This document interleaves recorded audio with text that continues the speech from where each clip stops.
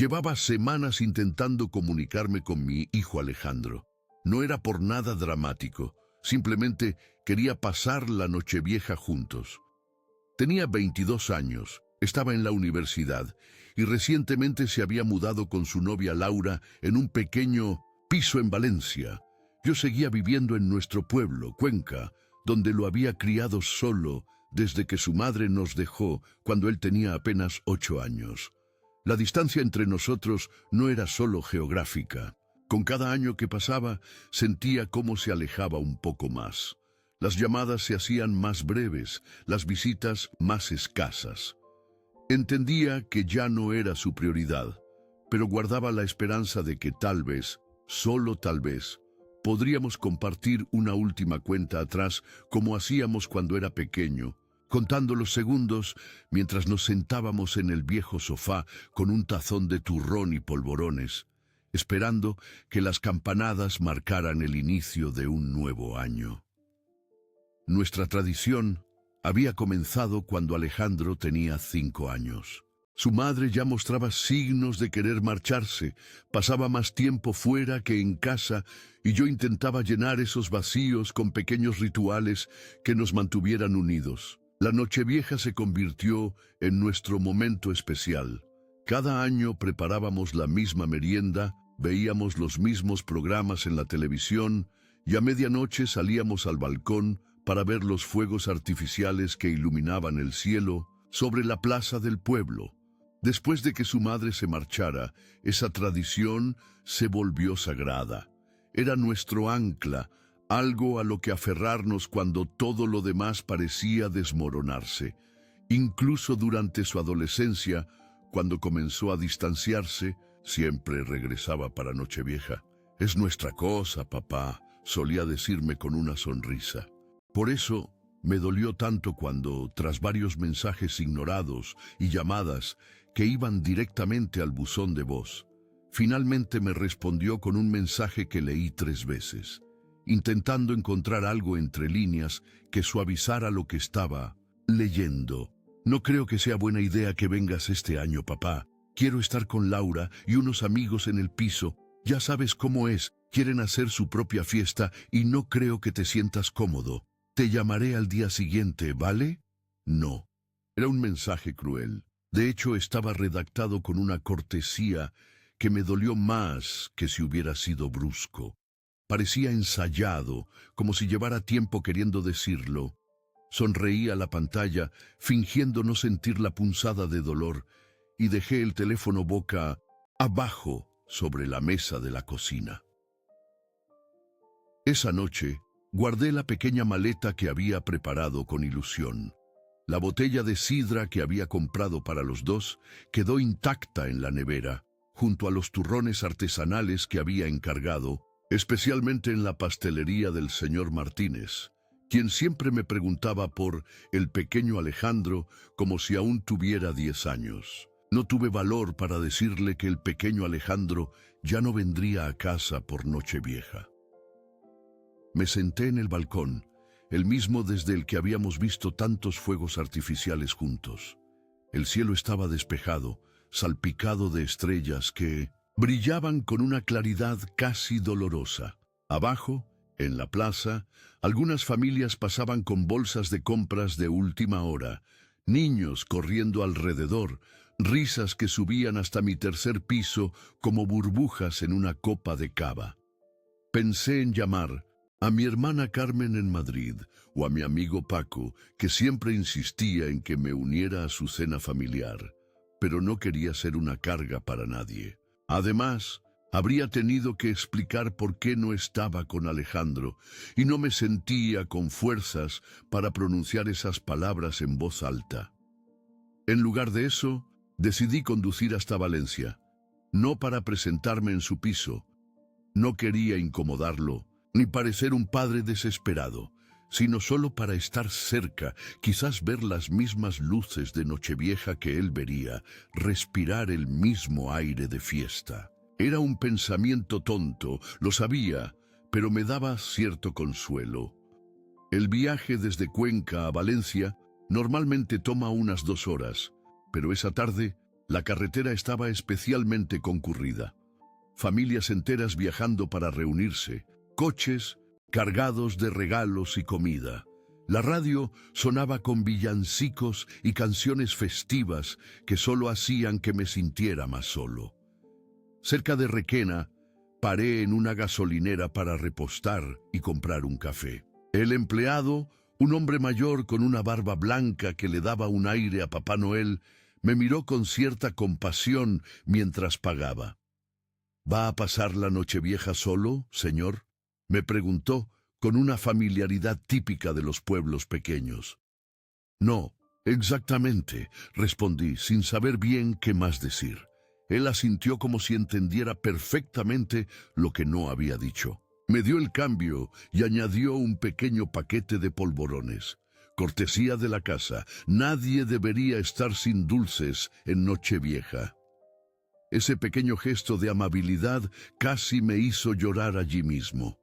Le agradecí con una voz más temblorosa de lo que me hubiera gustado y volví al coche. Los polvorones me recordaron a todos los años anteriores, a Alejandro con las mejillas llenas de azúcar glass, riendo mientras veíamos el programa especial de Nochevieja en TV. Cuando llegué a Valencia, ya estaba anocheciendo. Las calles brillaban con luces navideñas y la gente caminaba apresurada hacia sus destinos festivos. Aparqué cerca del barrio donde sabía que estaba el piso de Alejandro. No tenía intención de acercarme demasiado, solo quería sentarme en algún banco de la plaza cercana, tal vez ver los fuegos artificiales a medianoche, y luego volver a casa. La Nochevieja en Valencia era más cálida que en Cuenca, pero aún así sentía un frío que me calaba hasta los huesos sin importar las capas de ropa que llevaba puestas. Me senté en un banco de la Plaza de la Reina, observando el ir y venir de la gente. Familias enteras caminaban juntas, algunas con niños pequeños que corrían adelantándose a sus padres, parejas que se tomaban de la mano mirando los escaparates iluminados, grupos de amigos que reían mientras planeaban dónde verían las campanadas. Cada escena feliz hacía que el silencio dentro de mí se sintiera aún más ensordecedor. Había encontrado un pequeño bar en la esquina de la plaza, el tipo de establecimiento familiar donde nadie hace demasiadas preguntas. Pedí una caña y me senté junto a la ventana, observando la calle. El camarero, un hombre de unos 60 años con un bigote espeso y canoso, me sirvió sin mucha charla, percibiendo quizás que no estaba de humor para conversaciones triviales. ¿Esperando a alguien?, preguntó finalmente después de servirme la segunda cerveza. No, solo pasando el rato, respondí, intentando sonar casual. Él asintió como si entendiera perfectamente. Mi hijo también vive en Valencia, comentó mientras limpiaba la barra.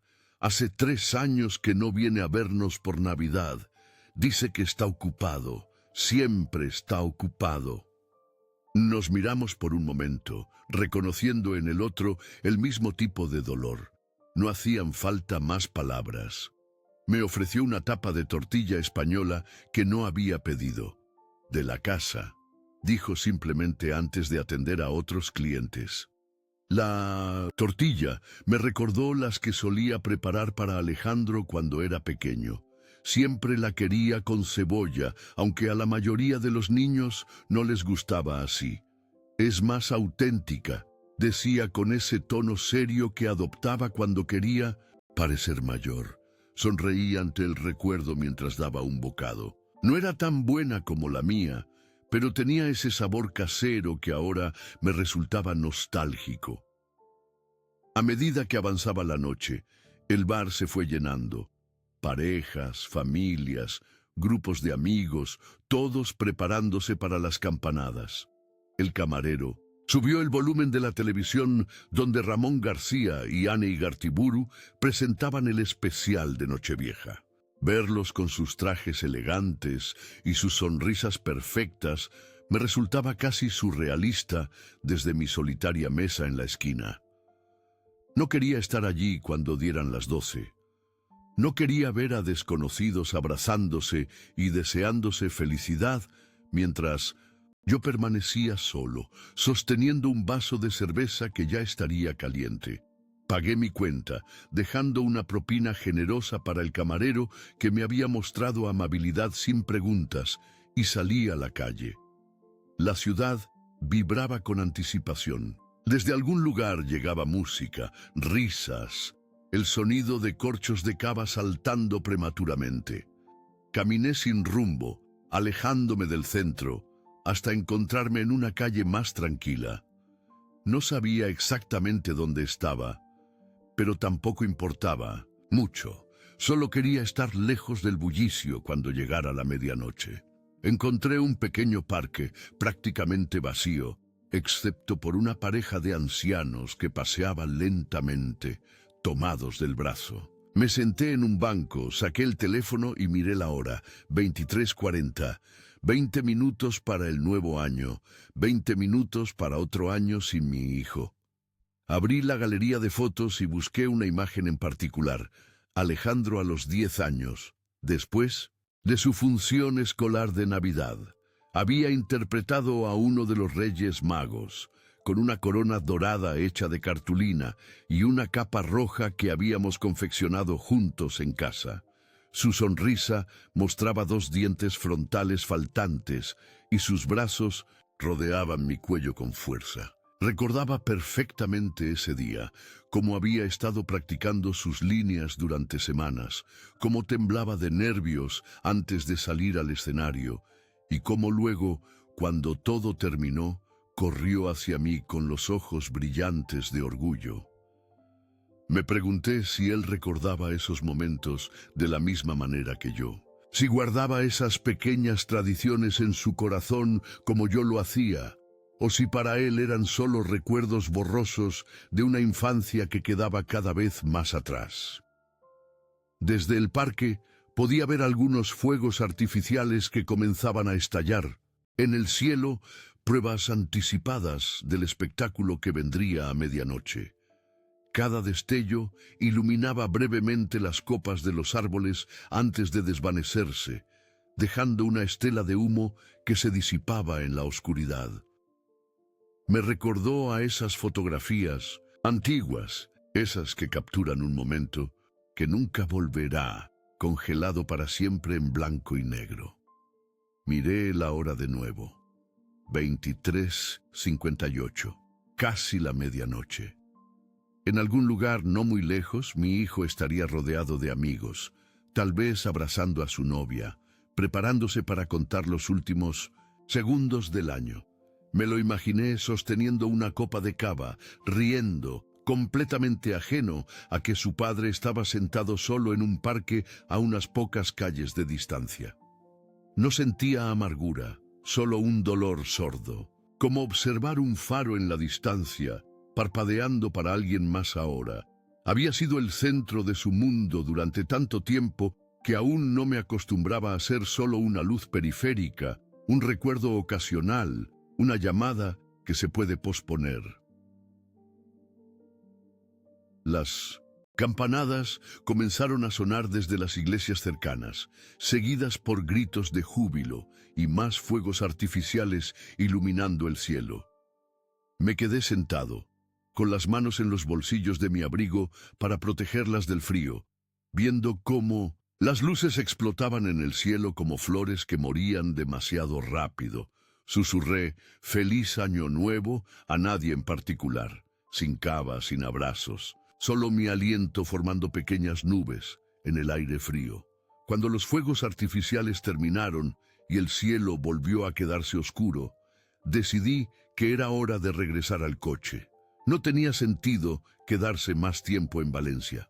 Alejandro no sabía que estaba allí y probablemente se sentiría incómodo si lo supiera. Había sido una tontería venir, un impulso nacido de la soledad y la nostalgia. El camino de regreso a Cuenca sería largo y solitario. No había puesto música en el viaje de ida y probablemente tampoco lo haría en el de vuelta. Solo el sonido monótono de los neumáticos contra la carretera y los ocasionales destellos de fuegos artificiales que seguían iluminando el cielo a lo lejos. Mientras caminaba de regreso al coche, pasé frente a un grupo de jóvenes que salían de un piso riendo y hablando en voz alta. Por un momento me pareció reconocer la risa de Alejandro entre ellas. Me detuve, con el corazón acelerado, pero enseguida me di cuenta de que era solo mi imaginación jugándome una mala pasada. Seguí caminando, con los hombros un poco más hundidos que antes. Al llegar al coche, me senté al volante, pero no arranqué de inmediato. Saqué el teléfono y contemplé la posibilidad de enviarle un mensaje a Alejandro. Algo breve, solo para desearle un feliz año nuevo. Escribí varias versiones, borrándolas todas antes de enviarlas. Sonaría desesperado, intruso, le haría sentir culpable y arruinaría su noche. Al final, guardé el teléfono sin enviar nada. Habría tiempo mañana para las felicitaciones obligatorias, cuando ambos hubiéramos recuperado algo de compostura. Conduje de regreso a Cuenca con la radio apagada, solo el zumbido del motor y mis pensamientos haciéndome compañía. La carretera estaba sorprendentemente vacía. Todos ya habían llegado a sus destinos para celebrar. Me sentía como el último viajero en un mundo que ya había pasado página. 2 días después, estaba limpiando la cocina cuando me di cuenta de que no había revisado mi teléfono en toda la mañana. Lo había dejado en modo silencioso, olvidado, bajo un montón de correo en la mesa del comedor. En Nochevieja había regresado tarde a casa, cansado del viaje y con un nudo en la garganta que no me dejaba respirar bien. El día de Año Nuevo lo pasé prácticamente hibernando, sin ganas de hablar con nadie ni de fingir buenos deseos para un año que había comenzado tan vacío. La casa de Cuenca, tan acogedora durante tantos años, ahora parecía demasiado grande y silenciosa. Cada rincón guardaba recuerdos de Alejandro. La marca en la pared de la cocina, donde medíamos su altura cada cumpleaños. La abolladura en la puerta del salón de aquella vez que intentó practicar fútbol dentro de casa. Las fotografías que decoraban las estanterías mostrando su evolución desde bebé hasta el joven adulto que ahora apenas me llamaba. Estaba fregando los platos del desayuno cuando recordé el teléfono. No esperaba ninguna llamada importante, pero me pareció extraño no haberlo consultado en tantas horas, yo que solía revisarlo constantemente por si Alejandro daba señales de vida. Lo sequé en el paño de cocina y fui a buscarlo. En cuanto encendí la pantalla me quedé paralizado. 15 llamadas perdidas, todas del mismo número, el de mi hijo. La última hacía apenas media hora. Un escalofrío me recorrió la espalda mientras desplazaba el dedo por la pantalla, cada registro de llamada separado por apenas minutos. Mi pecho se tensó con una oleada de pánico que no había sentido desde que Alejandro era pequeño y lo perdí de vista en un supermercado abarrotado. La sensación era la misma, un vacío en el estómago, un frío que te paraliza, la certeza de que algo terrible ha sucedido a la persona que más quieres en el mundo. Devolví la llamada inmediatamente, con manos temblorosas, pero sonó hasta que saltó el buzón de voz. La voz grabada de Alejandro, despreocupada y jovial, contrastaba cruelmente con mi angustia. Hola, soy Alejandro. Ahora no puedo atenderte, pero déjame un mensaje y te llamaré en cuanto pueda. Hijo, soy papá, dije después del pitido, intentando que mi voz sonara calmada, aunque mi corazón latía desbocado. He visto tus llamadas. Estoy preocupado. Llámame en cuanto oigas esto, por favor. Me quedé de pie en medio de la cocina, sin saber qué hacer. Las llamadas perdidas podían significar cualquier cosa. Una pelea con Laura, problemas en la universidad, una enfermedad, un accidente. Mi mente comenzó a imaginar los peores escenarios posibles. 15 llamadas no eran normales. 15 llamadas significaban urgencia, desesperación. Intenté llamar a Laura, pero su teléfono también daba tono sin respuesta. Busqué en mis contactos el número de algún amigo de Alejandro, pero me di cuenta de que no tenía ninguno. ¿Cuándo había dejado de conocer a las personas que rodeaban a mi hijo? ¿En qué momento perdí esa conexión con su vida diaria? Agarré mi chaqueta, las llaves del coche y ni siquiera me molesté en cambiarme los zapatos de estar por casa. Necesitaba saber que estaba bien. Si tenía que conducir hasta Valencia y presentarme en su piso sin avisar, lo haría. El orgullo y las formalidades ya no importaban. Mientras salía por la puerta, el teléfono vibró en mi mano. Un mensaje de texto: «Papá, por favor, ven». Eso era todo. Sin puntuación, sin explicación. Sentí que el suelo se movía bajo mis pies. En todos nuestros años juntos, incluso en sus momentos más rebeldes de adolescencia, Alejandro nunca me había hablado con ese tono de urgencia desnuda. Algo estaba muy mal. El trayecto hasta Valencia nunca se me había hecho tan largo. La misma carretera que había recorrido apenas 2 noches atrás ahora parecía interminable.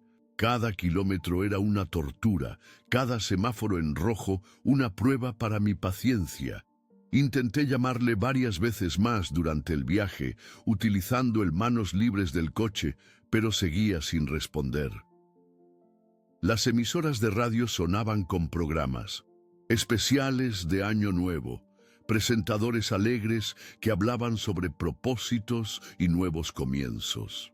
Apagué la radio de un manotazo. La desconexión entre su optimismo y mi angustia era demasiado grande para soportarla. En mi mente repasaba cada detalle de los últimos meses. Nuestra última llamada telefónica, en la que me había parecido notar cierta tensión en su voz. La cena que compartimos en noviembre, donde apenas habló de Laura, su cumpleaños en agosto, al que asistí con la sensación de ser un intruso en su nueva vida. ¿Había alguna señal que no supe ver? ¿Había algo que debería haber preguntado y no lo hice? Valencia apareció finalmente en el horizonte, sus edificios recortados contra un cielo gris que amenazaba lluvia. La ciudad parecía diferente. A la Nochevieja, menos festiva, más ordinaria.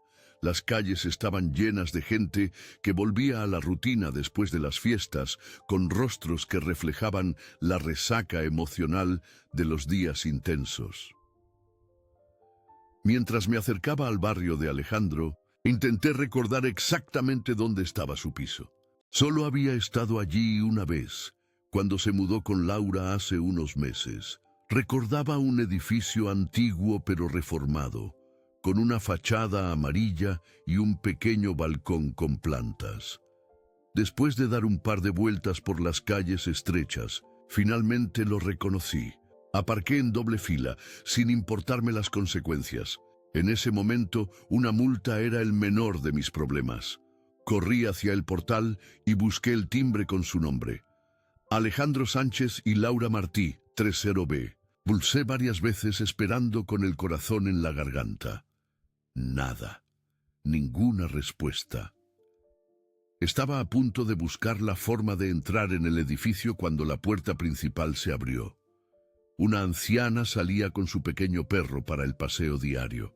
Aproveché para colarme dentro, agradeciendo con un gesto apresurado que ella no cuestionó.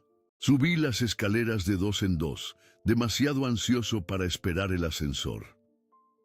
Al llegar al 3er piso, me detuve frente a la puerta del 13B. Podía oír música suave al otro lado, pero nada más. Llamé al timbre y luego, cuando nadie respondió, golpeé con los nudillos cada vez más fuerte. «Alejandro, soy papá, abre la puerta, por favor». Después de lo que pareció una eternidad, escuché pasos acercándose. La puerta se abrió lentamente, y allí estaba mi hijo. El alivio inicial de verlo en pie, aparentemente ileso, dio paso rápidamente a la preocupación. Su aspecto era terrible.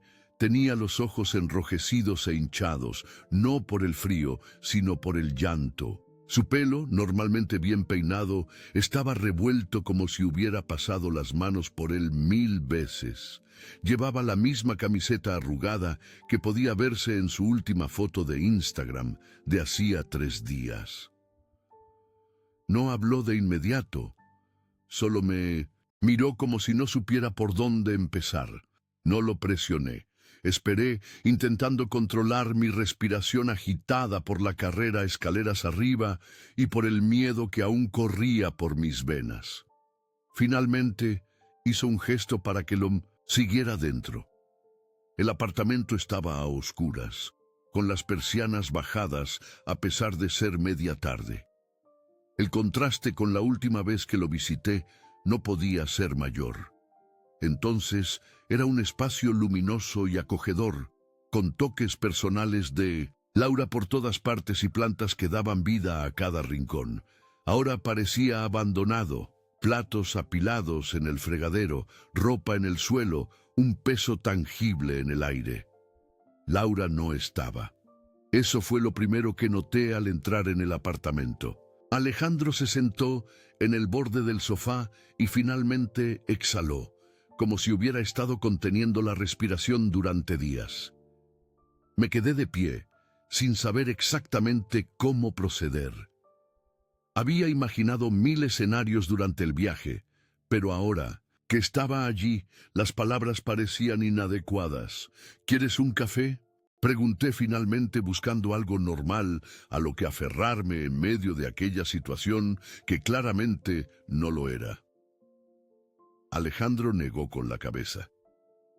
No he dormido en 2 días, murmuró. Más cafeína probablemente me mataría. Me acerqué y me senté a su lado, manteniendo cierta distancia, respetando el espacio que siempre parecía querer entre nosotros últimamente. El silencio se extendió, pesado, pero no incómodo. A veces, entre padre e hijo, el silencio dice más que las palabras. Laura se fue, dijo finalmente con una voz tan baja que apenas pude escucharlo. En la mañana de Año Nuevo, después de la fiesta, dijo que necesitaba espacio, quizás algo más permanente. No dije lo siento ni ninguna de esas frases hechas que suenan vacías. Simplemente asentí, dándole espacio para continuar si quería. No lo vi venir, papá. Pensé que estábamos bien, teníamos planes, hablábamos de irnos de vacaciones a Formentera en verano. Incluso mencionó la posibilidad de casarnos algún día.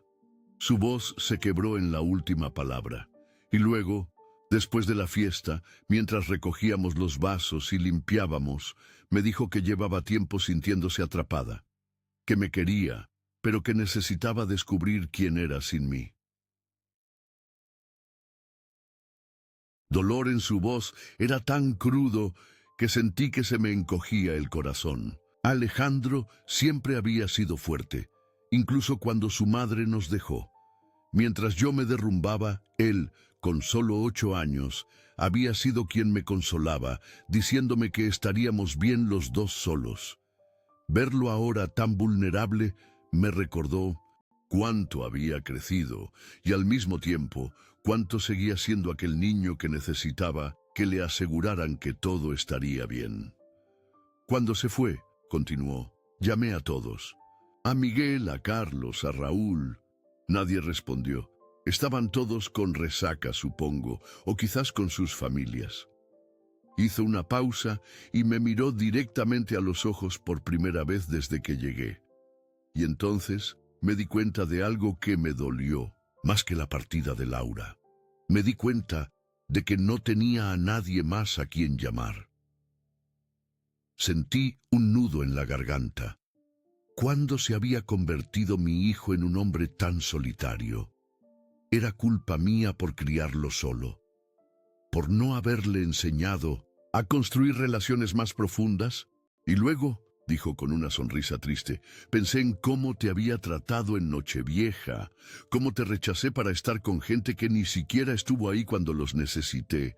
Pensé que no te necesitaba aquí para Año Nuevo, papá, pero estaba equivocado. Me acerqué más a él y por primera vez en años lo abracé sin que se tensara o se alejara. Sentí cómo temblaba ligeramente, conteniendo las lágrimas que probablemente había estado reprimiendo desde que Laura se marchó. Le acaricié el pelo como cuando era pequeño y tenía pesadillas, murmurando que todo estaría bien, que estaba allí con él, que lo superaríamos juntos.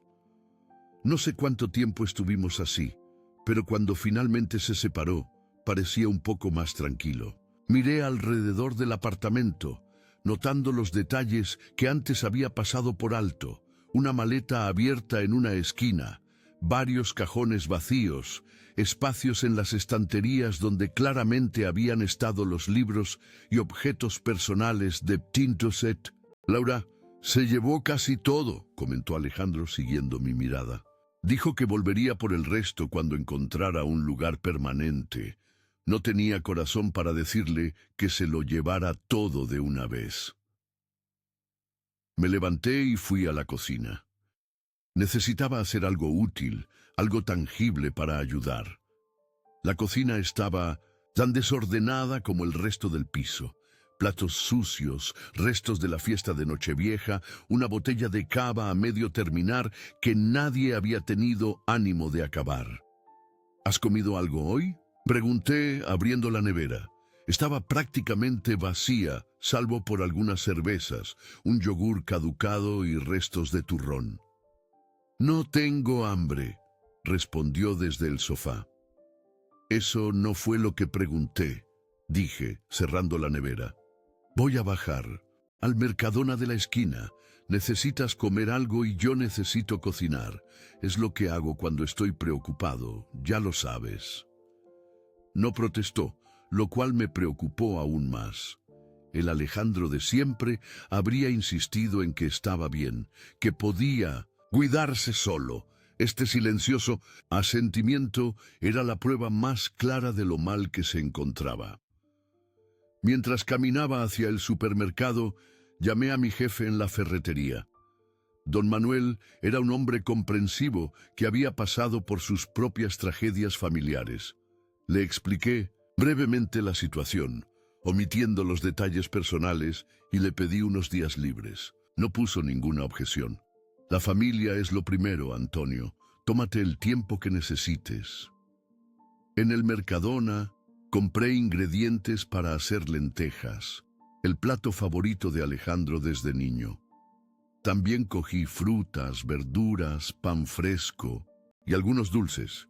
La cajera, una mujer mayor con ojos amables, comentó sobre la cantidad de comida. ¿Tiene visita en casa? Mi hijo, respondí simplemente. Ella asintió con una sonrisa, como si entendiera mucho más de lo que había dicho. Cuando regresé al apartamento, Alejandro se había duchado y cambiado de ropa. Era un pequeño paso, pero significativo. Mientras yo cocinaba, él empezó a recoger el desorden del salón, poniendo algo de orden en el caos que había sido su vida en los últimos días. No hablamos mucho mientras preparaba la comida. El familiar ritual de picar cebolla, sofreír el ajo, añadir las lentejas y el pimentón me tranquilizaba.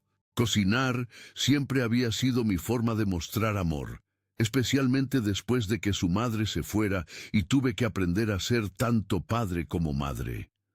Huele como en casa, comentó Alejandro, cuando el aroma de las especias llenó el pequeño apartamento. Era lo más cercano a una sonrisa que había visto en su rostro desde que llegué. Comimos en la mesa de la cocina recién limpiada. Las lentejas estaban como siempre, reconfortantes, sencillas, un sabor que nos transportaba a ambos a tardes de invierno en nuestra casa de Cuenca, cuando la vida parecía menos complicada. Pasamos la tarde juntos, sin decir mucho al principio. Después de comer, Limpié un poco más el apartamento mientras Alejandro descansaba en el sofá. No hubo grandes momentos emocionales ni revelaciones dramáticas, solo el lento regreso de la comodidad entre dos personas que una vez habían sido el mundo entero, la una para la otra.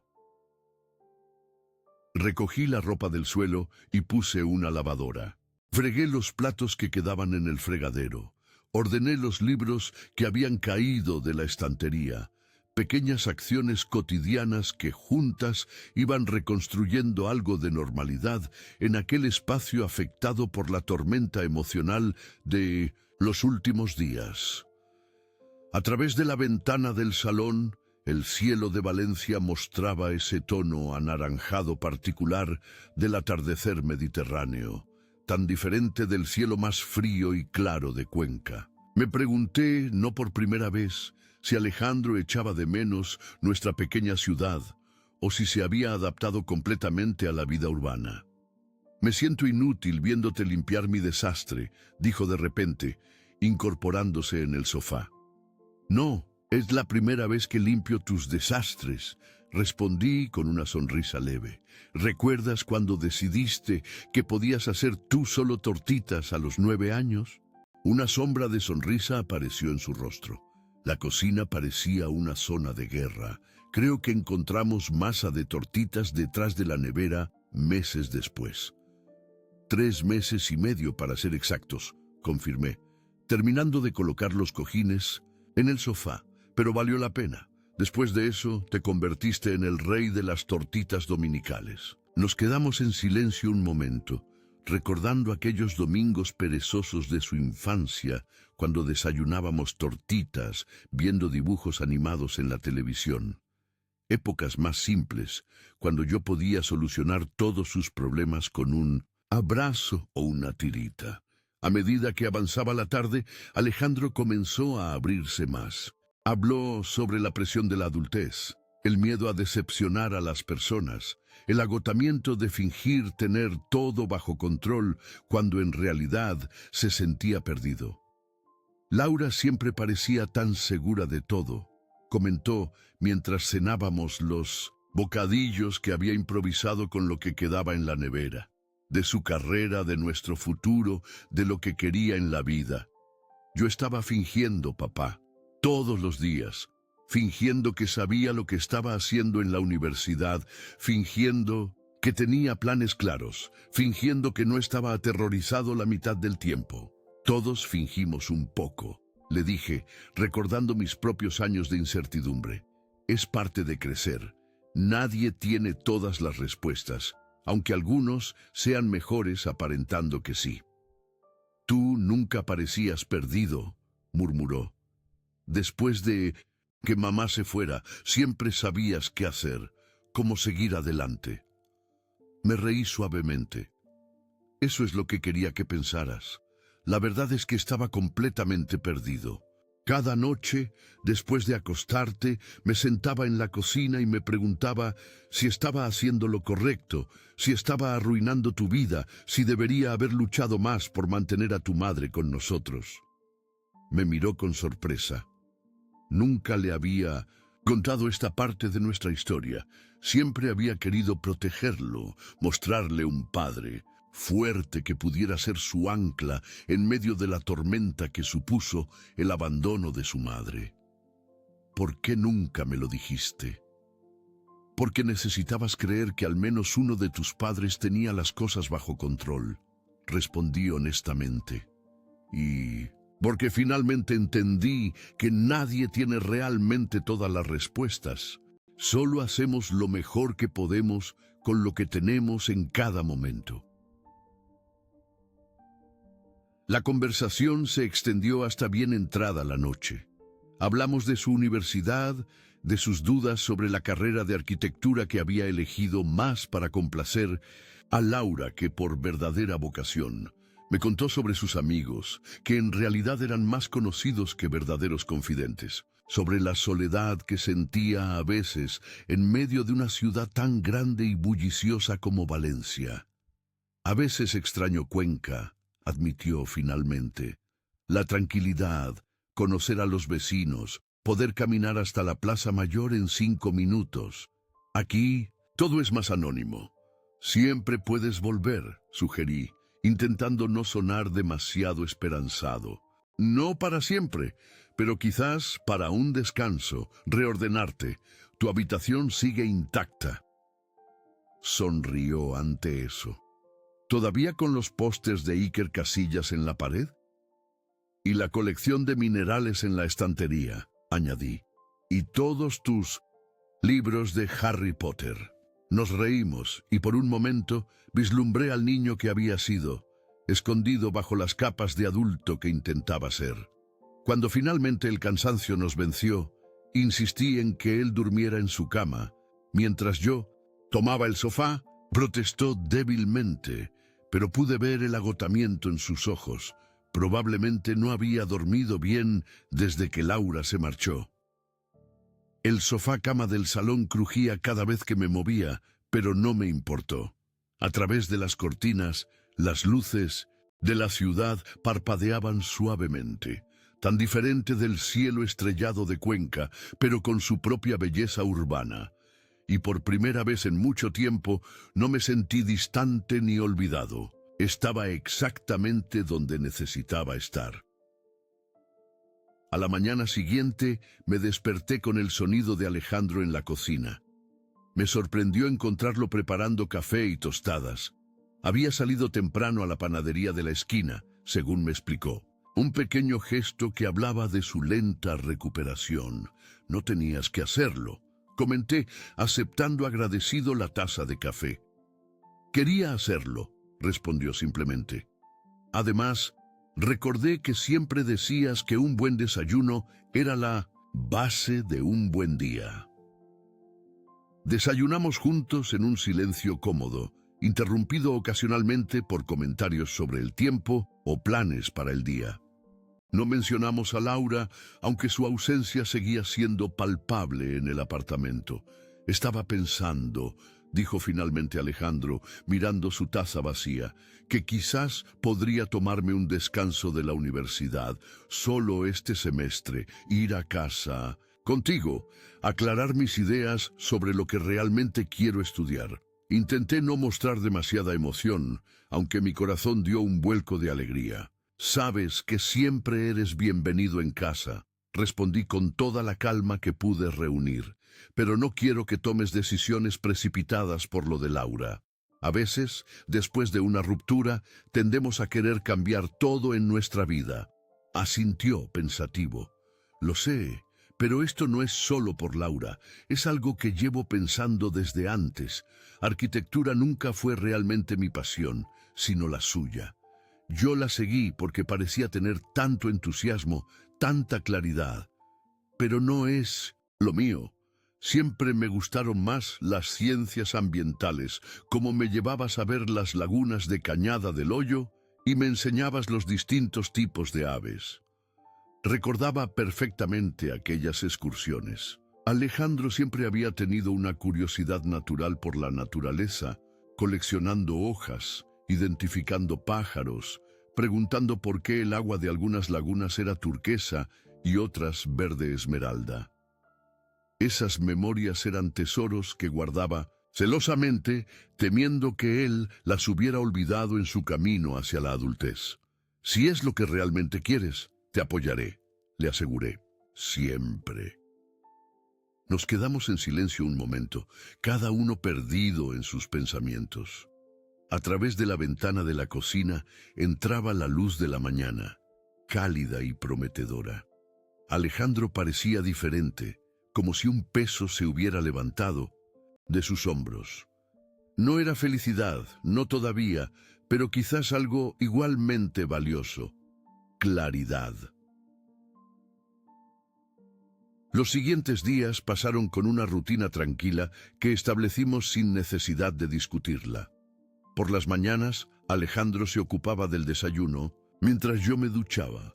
Luego salíamos a caminar por el barrio del Carmen, perdiéndonos entre sus callejuelas estrechas y coloridas. Valencia tenía una luz especial en enero, menos intensa que en verano, pero con una claridad que definía cada contorno, cada textura de los edificios centenarios. Durante esos paseos, nuestra conversación fluía con más facilidad que cuando estábamos en el apartamento. Quizás era el movimiento, el aire fresco, o simplemente la distracción de los alrededores lo que hacía que las palabras encontraran su camino sin esfuerzo. Ayer llamó Laura, me comentó durante nuestro tercer día, mientras nos sentábamos en un banco de la Plaza de la Virgen, observando la fuente del Turia rodeada de palomas y turistas. Sentí que me tensaba, pero intenté no mostrarlo. ¿Y cómo fue? Alejandro suspiró, lanzando migas de pan a las palomas que se arremolinaban a nuestros pies. Extraño, cordial, como hablar con alguien a quien conoces bien, pero ya no reconoces del todo. Hizo una pausa, buscando las palabras. Quiere venir el sábado a recoger el resto de sus cosas. Me preguntó si podría no estar en casa cuando venga. Asentí, entendiendo lo doloroso que debía ser para él. ¿Y qué le dijiste? Que sí, que no estaría. Se encogió de hombros. No tiene sentido hacer esto más difícil de lo que ya es. Pensé que podríamos ir a Cuenca ese día, si te parece bien, empezar a trasladar algunas de mis cosas. Su decisión de volver a casa conmigo, al menos temporalmente, se había solidificado en los últimos días.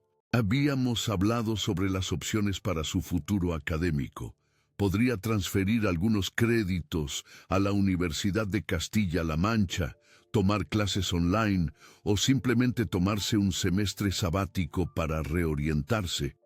Lo importante era que parecía estar tomando decisiones por sí mismo, no impulsado por la inercia o las expectativas de otros. Me parece perfecto, respondí. De hecho, estaba pensando que podríamos aprovechar para pasar por la oficina de la universidad en Cuenca.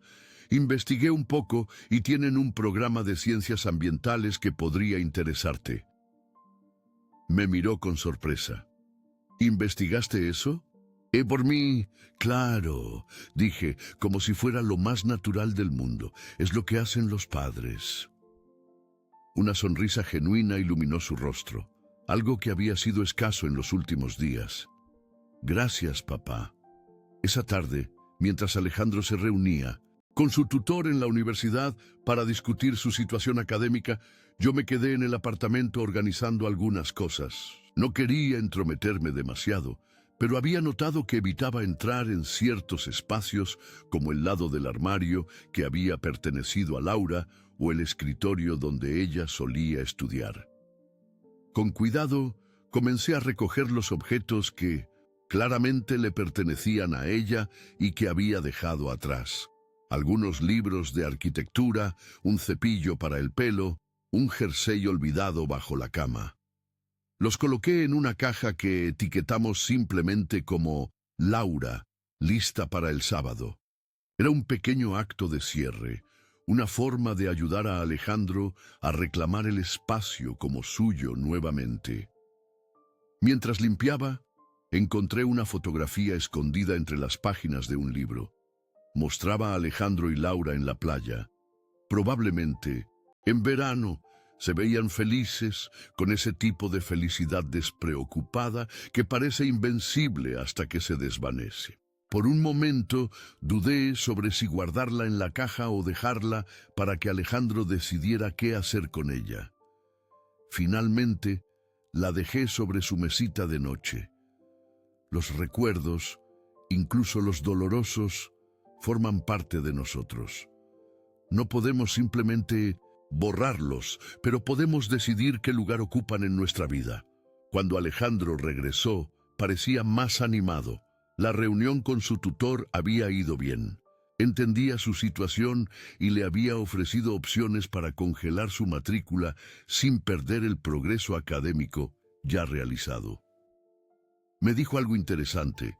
Comentó mientras preparábamos la cena juntos, una tortilla española como las que hacíamos en casa.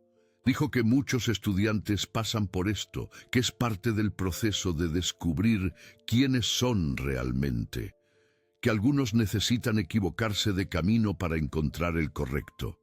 Es un tutor sabio, respondí, volteando la tortilla con cuidado. También me preguntó por qué elegí arquitectura en primer lugar, continuó Alejandro, picando pimientos para una ensalada. Y me di cuenta de que no tenía una respuesta clara. Solo sabía que Laura lo amaba, que hablaba de edificios y espacios con una pasión que yo envidiaba. Quería sentir esa misma certeza sobre algo. Lo miré de reojo, reconociendo en él una madurez que me sorprendió. ¿Y qué te apasiona a ti? ¿Lo sabes ahora? Se quedó pensativo un momento, el cuchillo suspendido sobre la tabla de cortar. No estoy completamente seguro todavía, pero recuerdo cómo me sentía cuando íbamos a la serranía de Cuenca, o cuando me enseñabas a identificar las constelaciones en las noches de verano desde el patio. Sentía curiosidad, asombro y paz. Creo que quiero recuperar esa sensación. Esa noche, después de cenar, nos sentamos en el pequeño balcón del apartamento. Era una noche clara, y aunque la contaminación lumínica de la ciudad ocultaba la mayoría de las estrellas, podíamos distinguir algunas de las más brillantes. Le señalé Orión, visible incluso desde el centro urbano, y recordamos aquellas noches en Cuenca, cuando nos tumbábamos en mantas en el patio trasero con mi viejo telescopio. Todavía lo tengo, ¿sabes? Le dije. El telescopio está en el trastero esperando que alguien vuelva a usarlo. Deberíamos sacarlo cuando volvamos a casa, sugirió. Y el modo en que dijo casa, refiriéndose a Cuenca, a nuestro hogar, me llenó de una alegría que no me atreví a expresar por miedo a romper el momento. El viernes por la noche, Alejandro recibió un mensaje de Laura, confirmando que vendría al día siguiente. Lo noté inquieto después de leerlo, moviéndose por el apartamento como si buscara algo que hacer con sus manos. Finalmente, se sentó frente a mí en la mesa de la cocina. ¿Crees que hice algo mal?, preguntó de repente. Con Laura, quiero decir, ¿crees que podría haber evitado que se fuera? Era la pregunta que había estado evitando, probablemente porque me recordaba demasiado a mis propias dudas después de que su madre nos dejara. La misma incertidumbre, el mismo cuestionamiento, retroactivo de cada palabra, cada acción. No creo que se trate de hacer algo mal, respondí después de pensarlo un momento. A veces, las personas simplemente toman caminos diferentes, no es culpa de nadie. Pero debe haber algo que... Alejandro, lo interrumpí suavemente. Pasé años preguntándome lo mismo sobre tu madre. ¿Qué podría haber dicho? ¿Qué podría haber hecho diferente para que se quedara con nosotros? Y finalmente entendí que algunas personas necesitan seguir su propio camino, incluso si eso significa dejarnos atrás. No es un reflejo de nuestro valor o de cuánto nos querían. Se quedó en silencio, absorbiendo mis palabras. Es difícil no tomarlo como algo personal, murmuró finalmente. Lo sé. Créeme que lo sé. Estiré la mano a través de la mesa y apreté la suya, pero con el tiempo entenderás que esto tiene más que ver con el viaje de Laura que con cualquier cosa que hicieras o dejaras de hacer. La mañana del sábado nos levantamos temprano para evitar estar presentes cuando Laura llegara. Metimos algunas maletas en el coche y dejamos la caja con sus pertenencias claramente visible en el centro del salón. Alejandro escribió una breve nota que dejó sobre la caja. Espero que encuentres lo que buscas. A. Antes de irnos, recorrió el apartamento una última vez, como despidiéndose. No era un adiós definitivo. Todavía quedaban trámites por resolver, la mudanza completa que haríamos en los próximos días, pero ambos sabíamos que era el final de un capítulo. En el coche, camino a Cuenca, Alejandro permaneció en silencio durante la primera hora. No lo presioné para que hablara. A veces el silencio es necesario para procesar los cambios. La carretera se extendía ante nosotros, serpenteando entre campos que comenzaban a mostrar los primeros signos de la primavera temprana. Cerca de mi inocencito, Motilla del Palancar finalmente habló. ¿Sabes? Cuando era pequeño y mamá se fue, recuerdo que me dijiste algo que no entendí entonces. Dijiste que a veces las personas que amamos nos dejan, pero que eso no significa que el amor desaparezca, solo que cambia de forma. Me sorprendió que recordara aquellas palabras. Las había dicho en un momento de lucidez entre semanas de confusión y dolor tras la partida de su madre. Es verdad, confirmé. El amor cambia, evoluciona, como tú y yo. Hubo un tiempo en que eras un niño que necesitaba que le cortara la comida y le atara los cordones. Ahora eres un hombre que toma sus propias decisiones. Nuestro amor sigue ahí, pero ha cambiado de forma. Sonrió levemente, mirando por la ventana el paisaje familiar que anunciaba que nos acercábamos a casa. Gracias por venir cuando te llamé, dijo simplemente. Siempre vendré, respondí. No importa cuánto cambien las cosas entre nosotros, eso nunca cambiará. El resto del viaje lo hicimos en un silencio cómodo, con la radio sonando suavemente de fondo. Cuando finalmente divisamos Cuenca en la distancia, sus casas colgantes aferradas a la roca como desafiando la gravedad, sentí que algo se asentaba en mi pecho. No era felicidad exactamente, sino algo igualmente valioso. La certeza de que, pasara lo que pasara, seguiríamos encontrando el camino de vuelta el uno al otro.